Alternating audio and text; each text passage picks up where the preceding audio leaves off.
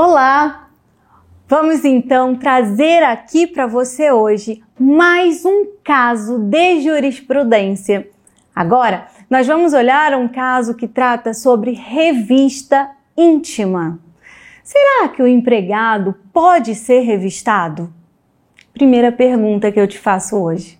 Segunda pergunta, se não, ele estará trabalhando num ambiente seguro? E se alguém entrar, por exemplo, com uma arma, com uma faca ou com um medicamento venenoso? Se sim, em que forma esta revista pode acontecer? Senhores, esse caso é bem interessante. Eu trouxe aqui, está sendo projetado para vocês, né? Julgamento no TST, então órgão de cúpula do Judiciário Trabalhista, com uma decisão um tanto quanto diferente do TRT. Vamos então apenas olhar para que comecemos a discutir este assunto a ementa. Então diz lá, ó, recurso de revista, deixa eu aumentar aqui, recurso de revista interposto pelo reclamado. Anteriormente, a vigência da Lei 13.105 de 2014, revista em bolsas e armários, indenização por dano moral, presunção, ônus da prova. Quando trata-se do assunto ônus da prova, a gente já traz para si a aplicação do artigo 818, que eu sempre falo em sala de aula. O 818 é aquele que vai dizer no inciso 1 que é ônus da prova do autor o direito constitutivo das suas alegações. E para o réu, para a reclamada, o fato extintivo, modificativo, entre outras possibilidades de defesa do direito do reclamante. Bom, então veja, aqui nesta ementa já começa-se o próprio julgamento que diz, olha, a jurisprudência desta Corte Superior, então o entendimento do TST, é firme no sentido de que o procedimento de revistas realizadas nos pertences pessoais de todos os empregados, indiscriminadamente, sem contato físico, insere-se no âmbito do poder diretivo e fiscalizatório do empregador, não gerando constrangimento apto a ensejar dano moral indenizável. Bom, gente, antes de olharmos aqui os fatos, e aí eu já te adianto que nós vamos lá para a página 13, então se você quiser aí baixar o seu material que eu já deixei disponível para você também, né? Aí como sentença revista íntima, acórdão revista íntima, para que você possa acompanhar todo o raciocínio que eu vou fazer com você. Bom, primeiro a gente tem que começar pelo bojo constitucional, não é assim? O corpo é inviolável? É. Eu devo permitir que alguém toque no meu corpo sem a minha autorização? Se eu tenho consciência para isso? Por que eu estou dizendo isso? Você sofreu um acidente de trânsito, ficou em coma, não tem condições de responder por si. A pessoa do SAMU vai lá, o intensivista vai lá e vai recolher o seu corpo, vai recolher você para a ambulância e começar os procedimentos necessários. Então, neste caso, haverá o toque no seu corpo. Inclusive, neste caso, poderá ser realizada qualquer atividade da medicina, né? Então, pode-se fazer uma cirurgia, inclusive com relação à transfusão de sangue, hein? Já temos julgados nesse sentido, que o médico, neste caso, em desconhecimento da religião da pessoa, né, do paciente, pode aplicar-lhe a transfusão de sangue sem ser punido. Agora, se o médico sabe que a pessoa é testemunha de Jeová e esta religião não permite a transfusão de sangue, o médico deve respeitar a posição do paciente. Ah, Daniela, isso é um absurdo, isso não é? Eu digo que posição é igual ao nariz, cada uma tem a sua, mas é o que o CRM vem admitindo hoje. Então, se o médico sabe, ele respeita. Se ele não sabe, nada poderá ser aplicado a ele, porque enquanto provedor da medicina, ele ali apenas estava a conferir os melhores meios para salvar aquela vida. Bom, se eu estou falando de revista, eu estou dizendo de toque no meu corpo. Mas espera aí, isso se torna revista íntima.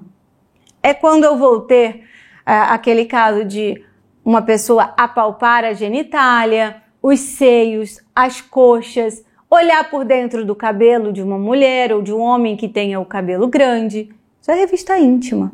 Pedir que a pessoa esteja despida. Em alguns lugares, em alguns julgados horríveis, que eu me recuso até a mencionar, fazia-se com que a mulher nua tivesse que agachar. O fato, senhores, que não é deste caso aqui, porque esse caso se passou no Walmart, no grupo Walmart, não é tão polêmico aí o grupo Walmart, mas é uma rede muito grande, não é o caso que eu quero que você pense comigo agora. Eu quero que você pense assim, uma indústria farmacêutica que produz medicamentos controlados.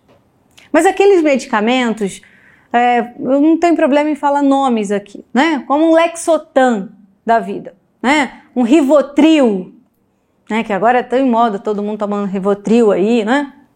Moda mais ou menos. Mas as pessoas estão aí tomando cada vez mais ansiolíticos, especialmente depois da época do Covid, né? Então, na quarentena já se fez a prova nesse sentido, os médicos já conseguiram identificar que houve um aumento de doenças psicossomáticas e o aumento do número de ansiolíticos. Senhores, se eu trabalho numa empresa de medicamentos, eu, enquanto empregada, posso ter a minha bolsa revistada?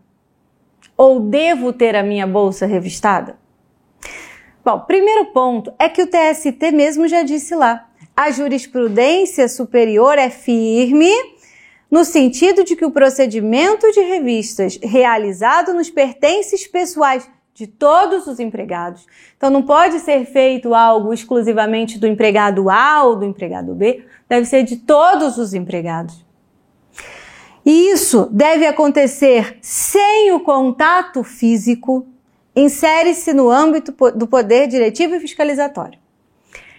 Eu estou furtando medicamentos controlados. Afinal de contas, pegar 1 ou 2 comprimidos ali de Lexotan, por dentro do sutiã ou pôr na bolsa, atrás do cabelo, né? Para quem tem cabelo grande, é fácil. O problema é que ao levar este medicamento para fora da indústria farmacêutica, isso será utilizado por alguém sem o acompanhamento médico. E você já pensou se esta pessoa utiliza o medicamento sem o acompanhamento médico e vem a óbito? Nós poderíamos estar corroborando, inclusive, com a perda de uma vida. Daniela, a pessoa não teve a perda de uma vida, mas teve um AVC. Então, eu estaria ali também compactuando com uma doença. Ou ainda, o simples fato de uma dependência química, né? Então, eu poderia estar a facilitar o uso de uma dependência química. Senhores, quando nós falamos de revista, quem é que deve fazer o ônus da prova? Quem é que deve olhar para esta situação e sim fazer aí o julgamento, se vai fazer a análise, se não vai, dos armários, das bolsas? Isso pode ou não pode? Então eu vou chegar lá com você agora, na página 13. Então vamos passar aqui rapidinho até a página 13, que é onde nós temos todos os fundamentos do início, tá? Então, peraí, página 12, aqui ó, começa. A indenização por dano moral, revista em bolsas e armários, presunção ônus da prova. Dano moral, né? Então tá lá.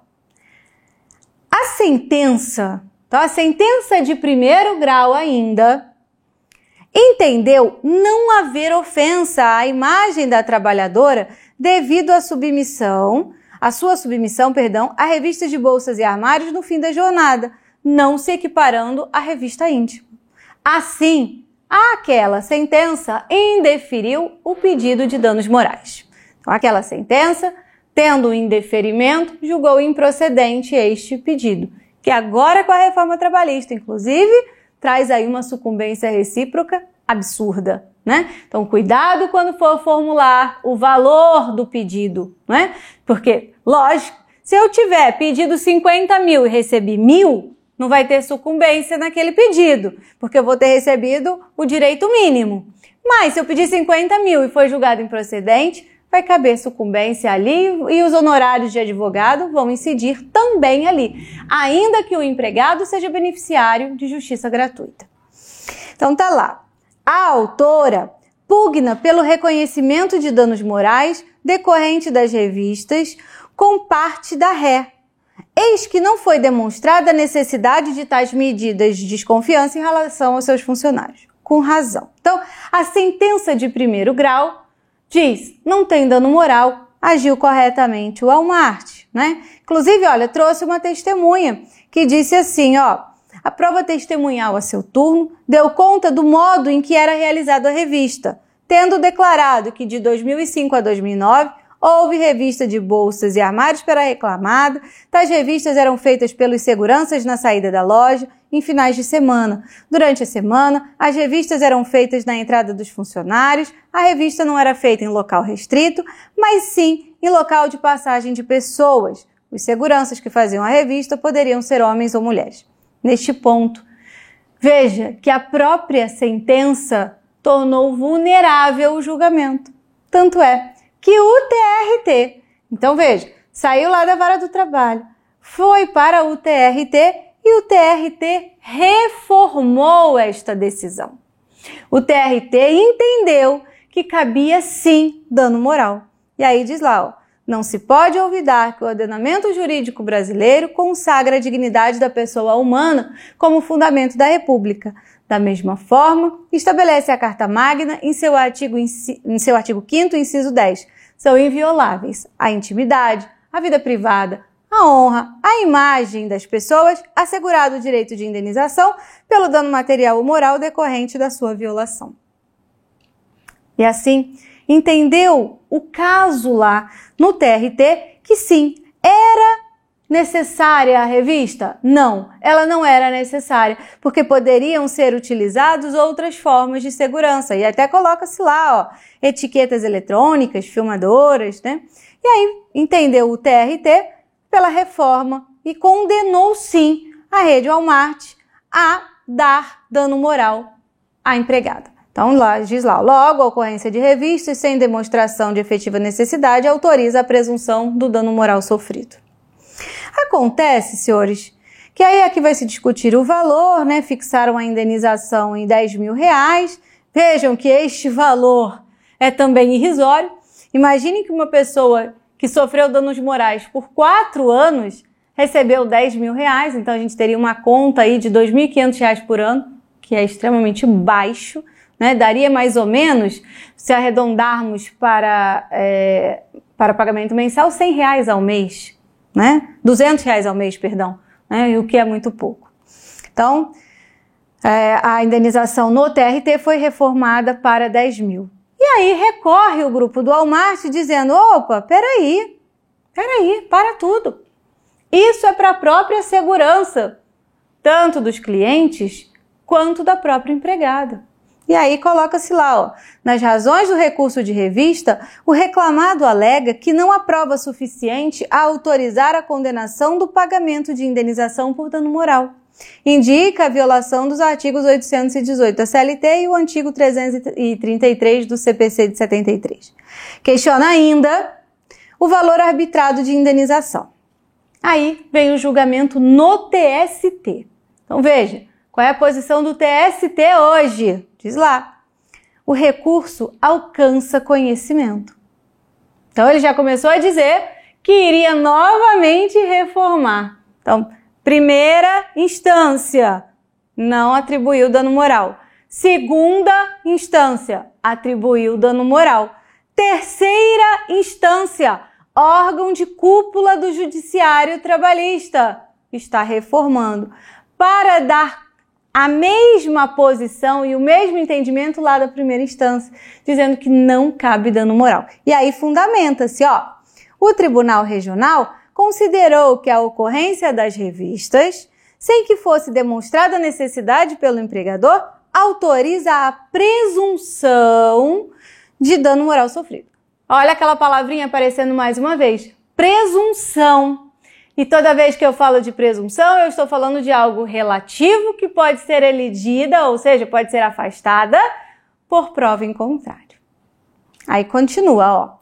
Não obstante, esta Corte Superior firmou o entendimento de que o procedimento de revista nos pertences pessoais dos empregados desde que, então olha aqui, ó, vou colocar lá na primeira linha, desde que realizado de forma indiscriminada e sem contato físico com o trabalhador, não se configura ato ilícito, inserindo-se no âmbito do poder diretivo e fiscalizatório, não gerando, portanto, constrangimento apto a ensejar dano moral indenizável. Inclusive, começa a citar os precedentes da seção de dissídios individuais 1 do TST, a SDI 1 do TST. Diz lá, ó, recurso de embargos, interposição, parará. Nos termos da jurisprudência desta egrégia subseção, a revista em bolsas e sacolas dos empregados, feita de modo impessoal e indiscriminado, sem contato físico, não seja reparação civil, porquanto não caracterizado ato ilícito. E aí outro julgamento, somente a parte, gente, ó, que está em negrito. Esta SDI 1 tem entendido reiteradamente que a inspeção de bolsas, sacolas e outros pertences dos empregados, desde que realizada de forma generalizada, sem que este reste configurado qualquer ato que denote abuso do direito de zelar pelo próprio patrimônio, não é ilícita, pois não importa a ofensa à intimidade, à vida privada, à honra ou imagem daqueles. E aí eu te falo, revista íntima, olhar a vagina, o pênis e o próprio corpo por si, ele traz um dano moral? Sim. Aí a presunção é de dano moral. Por quê? Poderia se colocar uma câmera, poderia se colocar, se fosse o caso aí, né, de uma empresa que trabalha, por exemplo, com artefatos de fogos, que coloque-se aí um raio-x da entrada e na saída, né, para ver se a pessoa está portando alguma coisa ali indevida. Até aí, ok. Mas a partir do momento em que eu escolho, eu quero esta empregada, eu quero aquela empregada, eu quero esta, porque essa aqui é mais bonitinha, o corpo dela é melhor, então eu quero apalpar ali, fica configurado o ilícito. Mas, se eu olho de todos os empregados, de uma forma discreta, e aí quando eu falei que a sentença se tornou vulnerável, foi justamente aí. Porque veja, qual é o fundamento? Eu teria que mostrar, enquanto advogado da empresa, que esta revista acontecia sim, mas em local reservado. Imaginem, de fato há constrangimento. Você está chegando no mercado, a caixa do supermercado, todos os demais empregados estão abrindo a bolsa, tendo a bolsa revirada. Não é legal. Então, se você, mais uma vez, aí trabalha com a advocacia preventiva, o que você vai dizer para o seu empregador, né? O que você vai dizer para o seu cliente que atua como empregador? Olha, revistas pessoais no corpo? Não. Revistas em sacolas, armários? Sim, desde que de forma indiscriminada e também desde que feita em local apropriado, né? Então, faz isso de forma discreta. Aí vai alcançar a jurisprudência que o TST tem lá, né? E aí eu, mais uma vez, estou trazendo aqui para vocês fundamentos nesse sentido. Aí você vai dizer, Daniele, mas esse processo começou há muito tempo. Sim, mas o julgamento dele é recente no TST. O trânsito em julgado é recente no TST. Isso você pode ver aqui pela barra, tá?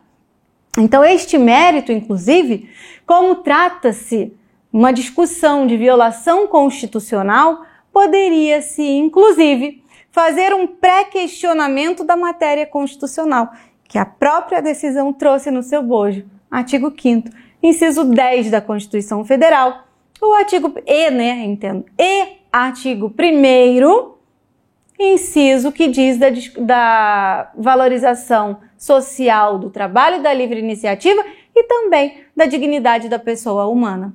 Então, o inciso 10, que trata do dano moral e também os fundamentos da República Federativa do Brasil.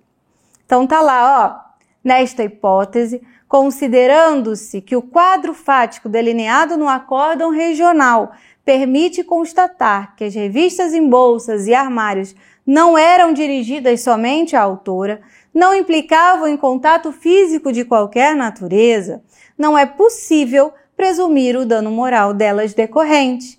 E assim, a fazê-lo sem que demonstrados os elementos suficientes à caracterização do ato ilícito, o Tribunal Regional contrariou a jurisprudência dominante nesta Corte Superior e violou o artigo 818. O que é o 818? O ônus da prova.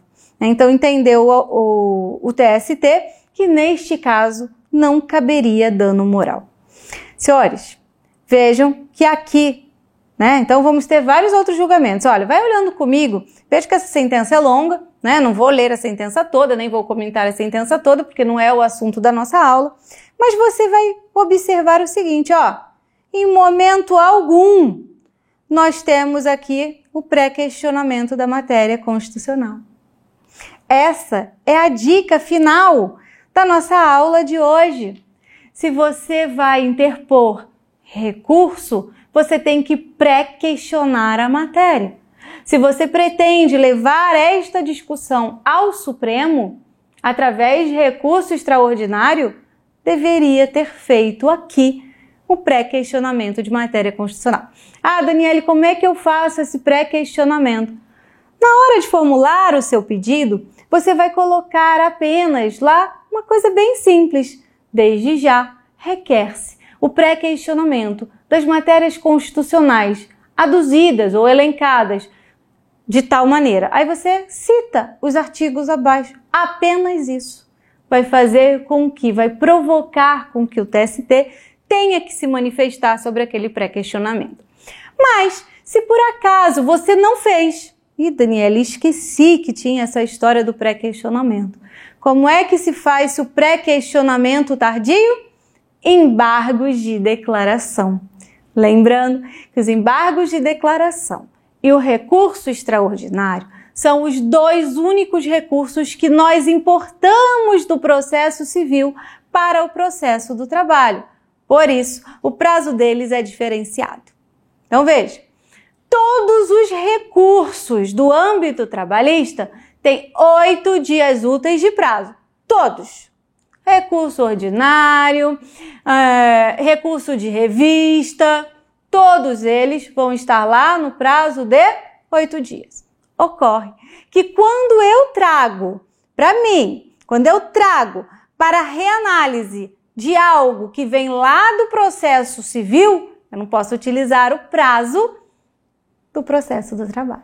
Eu vou ter que utilizar o prazo do processo civil. Então, embargo de declaração, 5 dias úteis. Recurso extraordinário, não vão ser aplicados os 8 dias úteis, mas sim 15 dias úteis. Então, eu vou fazer o pré-questionamento nos embargos. E como é que esses embargos vão ser formulados? Simples, Embargos para finalidade, embargos de declaração com finalidade de pré-questionamento de matéria constitucional.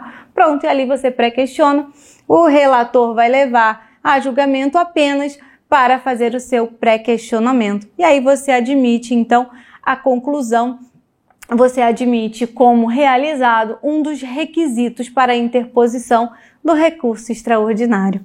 Vejam que como é que de um assunto pequenininho a gente consegue desenvolver várias questões. E aí eu termino a nossa aula de hoje perguntando para você, qual é a sua posição com relação a este caso? Não é porque estamos falando de um órgão de cúpula, que é o TST, órgão de cúpula da Justiça do Trabalho, que somos obrigados a aceitar todo o posicionamento. Posso discordar? Pode. Se fosse assim, se não tivesse a possibilidade de uma discordância, o direito não ia evoluir. A vida muda a todo momento, Pode ser que daqui a 5 anos eu esteja dando a mesma aula de forma diferente, Por quê? Porque o TST pode mudar o entendimento deles. E aí esta questão, se pode fazer revista, se não pode fazer revista, nós vimos a legalidade. Mas traga para o seu caso concreto. Por exemplo, senhores, é necessária a revista de empregados que trabalham numa concessionária de automóveis? Pessoa vendedora de automóveis. Preciso fazer a revista? A pessoa vai botar um carro no bolso? Daniele, mas ela trabalha na oficina. Na oficina teria como levar alguma peça pequena. Tudo bem. Aí eu entendo que sim, seria viável. Mas como é que um vendedor de carro vai fazer um negócio desse? Vai botar um carro? Um bolso? Não cabe. Como é que alguém vai trazer aí quilos de carne? Difícil. Mas no açougue pode ter a revista, porque a pessoa pode estar levando consigo 2 ou 3 bifes. Não pode? Pode. Né? Nós olhamos aí no YouTube vários vídeos onde as pessoas conseguem esconder os mantimentos e os produtos de subsistência de uma forma rápida, né? Até muitas das vezes dificultando até o acesso pelas câmeras. Bom, de antemão, não basta termos o conhecimento teórico, precisamos ter sempre a aplicação prática. E aí eu deixo a aula de hoje te fazendo uma pergunta. O seu trabalho, enquanto advogado, ensejaria ou não uma revista nos seus pertences? Bom, você pode estar violando segredos de empresa ou não. Deixo para você essa reflexão. Tchau, tchau!